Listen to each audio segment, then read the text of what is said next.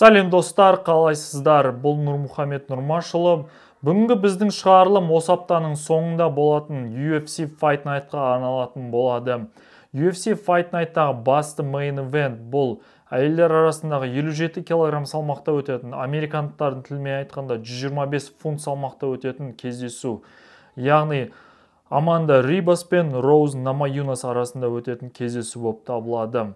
Жалпы бүгінгі шығарылымда біз бас аяғы небәрі 3 кездесуге ғана тоқталатын боламыз. Сонымен біздегі бірінші басты кездесу атап өткеніміздей нөмір 9 орында тұрған Аманда Рибас пен осы жақында ғана өткен жылы өзінің осы 57 кг салмақта дебютін жасаған, бұрынғы 115 фунт салмақта 2 мәрте чемпион болған американдық Роуз Намаюнас арасында өтетін кездесу. Бұдан кейін бұл жердегі кім фаворит деген сөзге келетін болсақ, бұл жердегі фаворит болып дәл қазіргі сәтте Роуз Намаюнас болып табылады. Яғни неліктен деп отқан деген сұрақ болатын болса, ол түсінікті шығар. Ол осыған дейінгі, яғни өзінен 4 кг төмен салмақ дәрежесінде ол 2 мәрте чемпион болған, сарапшылардың пікірі бойынша осы жаңа салмақта Роуз Намаюнасқа ешқандай кедергі болмау керек. Осыған байланысты эксперттер осы Роуз Намаюнасты фаворит деп танып отыр.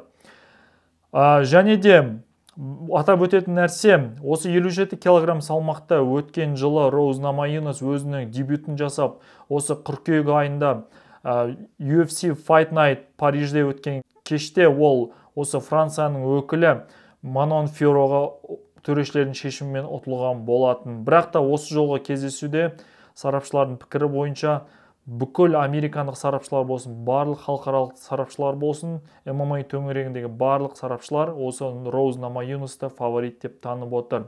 Біздің екінші тоқталатын кездесу бұл аса ауыр салмақта өтетін Карл Уильямс пен Джастин Тафф арасында өтетін кездесу. Яғни бұл кездесу 120 кг салмақта, американдықтардың тілімен айтқанда 265 фунт салмақ дәрежесінде өтетін кездесу.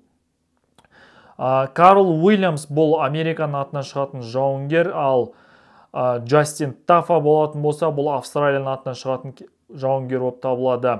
Джастин Тафф бұл UFC 298 турнирінде ақпан айында шығу керек болатын, бірақ та өзінің денсаулығына байланысты сол турнирде өнер көрсетпей, ол турнирде керісінше оның інісі Джуниор Тафф шыққан болатын. Және де Джуниор Тафф сол кеште бір күн бұрын ғана 24 сағат бұрын кездесуді қабылдап, өзінің ағасы үшін кездесуге шығып, сол кездесуде сол аса ауыр салмақтағы топ 15-ке кіретін бразилиялық Рожерио де Лимаға ұтылған болатын.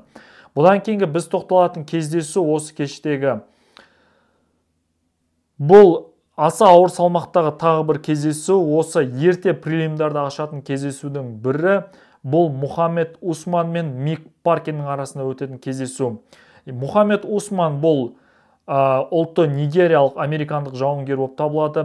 Усман деген фамилиясынан қарап біліп отқан шығарсыздар. Бұл атақты жартылай орта салмақтағы Камару Усманның інісі болып табылады. Ал Мик Паркин бұл ағылшын жауынгері. Сондықтан да бұл екі жауынгердің арасында кездесуде өте тартысты өтеді деп күтілуде.